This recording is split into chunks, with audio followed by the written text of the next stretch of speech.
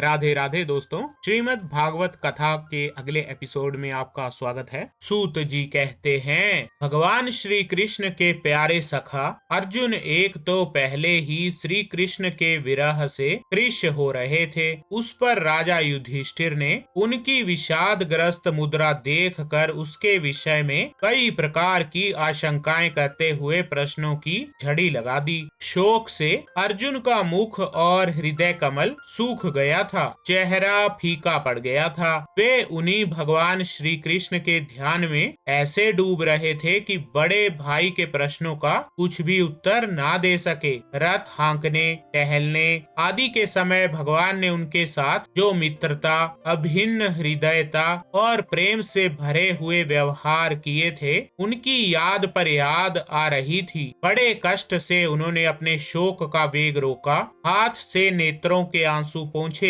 और फिर रूंधे हुए गले से अपने बड़े भाई महाराज युधिष्ठिर से कहा। अर्जुन बोले, महाराज, मेरे ममेरे भाई अथवा अत्यंत घनिष्ठ मित्र का रूप धारण कर श्री कृष्ण ने मुझे ठग लिया। मेरे जिस प्रबल पराक्रम से बड़े बड़े देवता भी आश्चर्य में डूब जाते थे, उसे श्री कृष्ण ने मुझसे छीन लिया। जैसे ये शरीर प्राण से रहित होने पर मृतक कहलाता है, वैसे ही उनके क्षण भर के वियोग से ही ये संसार अप्रिय दिखने लगता है। उनके आश्रय से द्रौपदी स्वयंवर में राजा द्रुपद के घर आए हुए कामोन्मत्त राजाओं का तेज मैंने हरण कर लिया। धनुष पर बाण चढ़ाकर मत्स्य वेध किया और इस प्रकार द्रौपदी को प्राप्त किया था। उनकी सन्निधि मात्र से मैंने समस्त देवताओं के साथ इंद्र को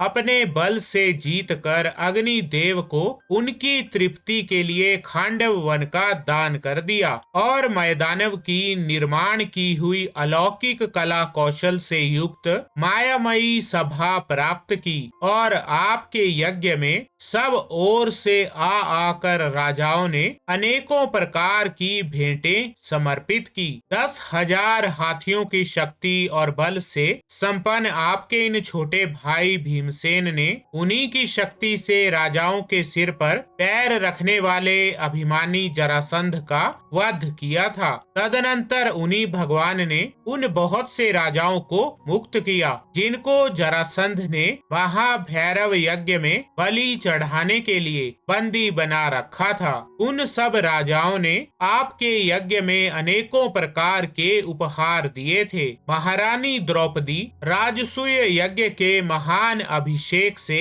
पवित्र हुए अपने उन सुंदर केशों को, जिन्हें दुष्टों ने भरी सभा में छूने का साहस किया था, बिखेर कर तथा आंखों में आंसू भरकर जब श्री कृष्ण के चरणों में गिर पड़ी, तब उन्होंने उसके सामने उसके उस घोर अपमान का बदला लेने की प्रतिज्ञा करके उन धूर्तों की स्त्रियों की ऐसी दशा कर दी कि वे विधवा हो गई और उन्हें अपने केश अपने हाथों खोल देने पड़े। वनवास के समय हमारे वैरी दुर्योधन के षड्यंत्र से 10,000 शिष्यों को साथ बिठाकर भोजन करने वाले महर्षि दुर्वासा ने हमें दुस्तर संकट में डाल दिया था। उस समय उन्होंने द्रौपदी के पात्र में बची हुई शाख की एक पत्ती का ही भोग लगाकर हमारी रक्षा की।